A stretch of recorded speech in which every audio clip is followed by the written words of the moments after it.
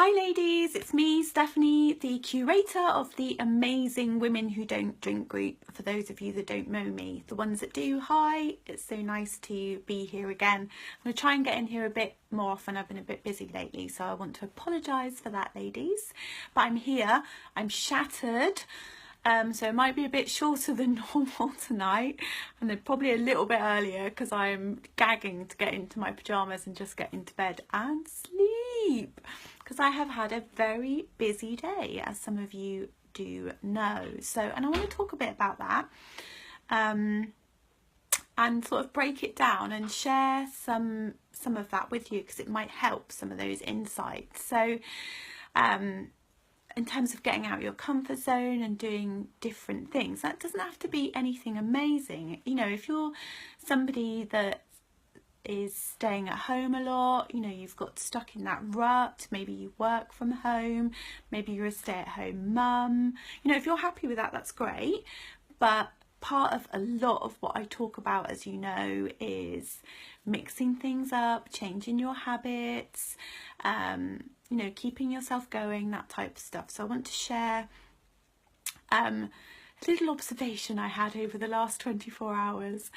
So as you know, today I went to pitch to some publishers and also a very well-known business lady who is very influential. Amazing opportunity. I would never have got that opportunity on my own. So was very grateful for that, but I've never ever done anything like that before. I've spoken at big events and I've spoken in front of a lot of people, so you would think it was a similar sort of thing, but it wasn't. So I work from home, as a lot of you know. I'm a natural introvert, so it's very, very easy for me to disappear into the world, which, as we all know, is not healthy. It's not healthy for our mental health. It's just not healthy in general for life. So I had to leave yesterday and get a train, which meant I had to leave my youngest son, who is 16, and that's fine. He's more than capable of being on his own. But the anxiety started. So that is not major anxiety. It's nothing unmanageable. But when you're alcohol free, you really, I don't know if you're there yet, some of you ladies, but some of the ladies further down the line, let me know actually. You really notice your feelings. I do anyway. I suppose because I'm so far into my journey and I've done so much work on myself, and most of the time I'm on an even keel. Sometimes I'm having those highs, you know, and sometimes I'm having lows, but it's mostly even. And compared to how my life was, which was a roller coaster of up and downs, which was horrendous, it's very, very different. So when there's an intense feeling, you notice it. So I noticed this anxiety, and anxiety isn't an emotion I feel a lot. Now, anxiety is, I'm trying to explain this. Anxiety is negative future pacing. So anxiety is when you are worried about something in the future that hasn't happened yet in a negative way. I hope that makes sense.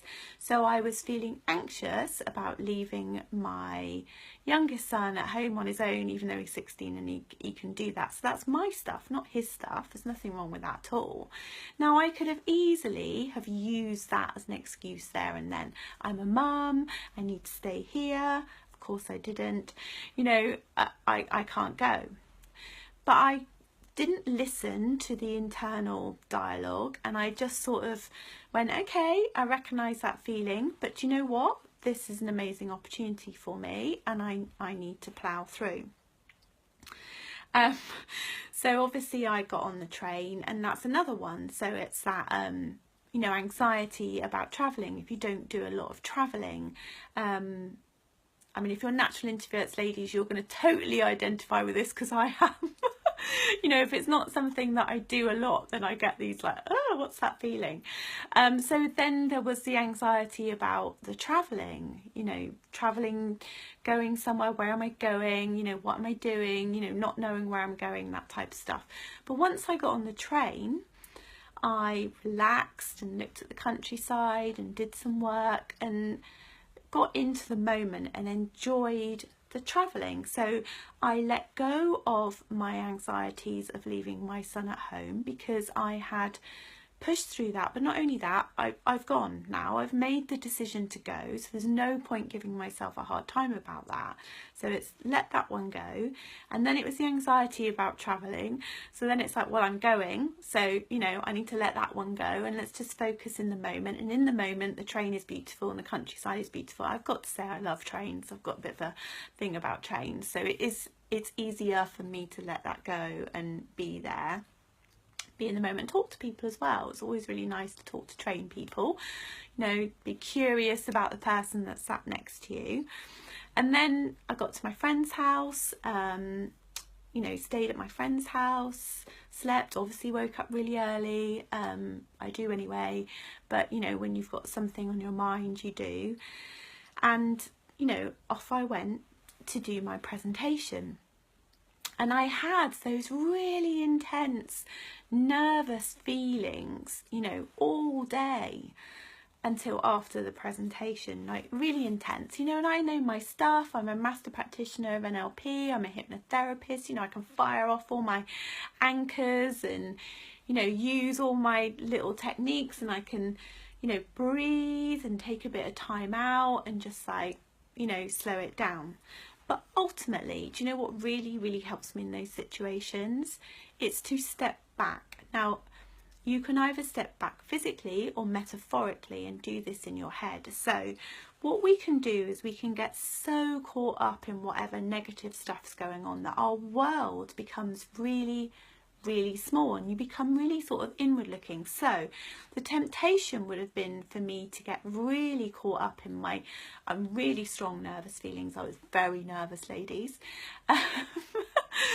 And you know, allow that to get carried away. And I'd done all my little techniques and things like that, and obviously it was going up and down a bit, and I was managing it and it was fine, but you know, they were still there and they were fluctuating. So then the next bit is my step back and look at the bigger picture. So rather than look inwards and allow your world to become small, it's step back and look at the bigger picture. So the bigger picture, there's always a bigger picture, ladies. Honestly, there is. If you can't find it, ask me. I will find it for you. You may not like the answer. I apologise that for now. You will not get any bullshit from me. You will get plain speaking as well. You know by now, and either you like it or you don't. I'm very sorry. It's not meant to offend at all. It's purely, you know, I want the best for you. So you're gonna get plain speaking from me. So step back and look at the bigger picture. Now, the bigger picture for me is I'm a woman, I live in the world, and it's a vibrant place and there's lots going on. And there are some people living in the world that don't have anywhere to live, that don't have any food, that are under threat. You know, there's all sorts of things going on in the world, and I don't want to dwell in the negative, but that's the reality of it. You know, for those of us that live in the Western world, we are very, very lucky. We might not feel like that sometimes, but we are. And as women, we are as well, because we have choice. You know, I chose to leave my abusive husband. You know, I'm not saying it's easy, whereas in some countries that just isn't an option and you're trapped.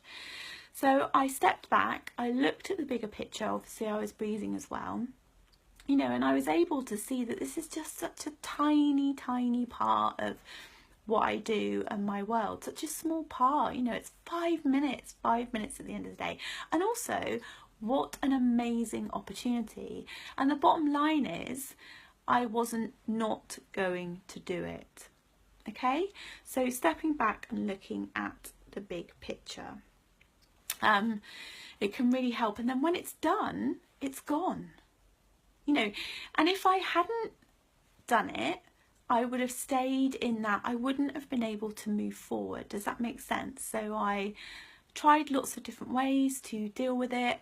The one that worked for me was stepping back and looking at the big picture view, you know, making it what I was going to do was really small, because ultimately on the grand scale of things, hi Linda, nice to see you, it is, you know, 5-minute presentation is really small, although yes, the feelings are real and it feels big for me and I feel nervous, and then I do it and then it's gone. And guess what? it was okay, and it was good, and I got great feedback, and it's all brilliant. So thanks ladies for your support. I have a plan and I've got some other meetings set up, so that's all good. But I wanted to use that as an illustration of, you know, we have these intensity of feelings, we do, and learning different techniques so that we can ride. It's not always about riding it out, because, well, I suppose I did ride it out, but it was definitely looking at the bigger picture that worked for me today. So if your world has become small and you're very inward looking and it's difficult, then I urge you to step back and look at the bigger picture, and see if that can help you in any way. So I hope you found that useful tonight, ladies. We have the ladies retreat this weekend, so that's very exciting. So there will be photos, and hopefully I can get some of the ladies to do Facebook lives, and that would be amazing. They're all panicking now and they probably won't turn up. And obviously I'll keep you posted about the book. I'm going to try and figure out a way that I can get you access to maybe, oh Laura, I love that, stepping back to step forward. Yes, that is absolutely brilliant. That's totally it. Love it. So yeah, I'm going to try and figure out, it may take me a few weeks ladies, but I'm going to try and figure out a way that I can give you access to part of my book for free, obviously. Yeah, I'm sure there's a way that I can do that, because the updated version is going to be quite different.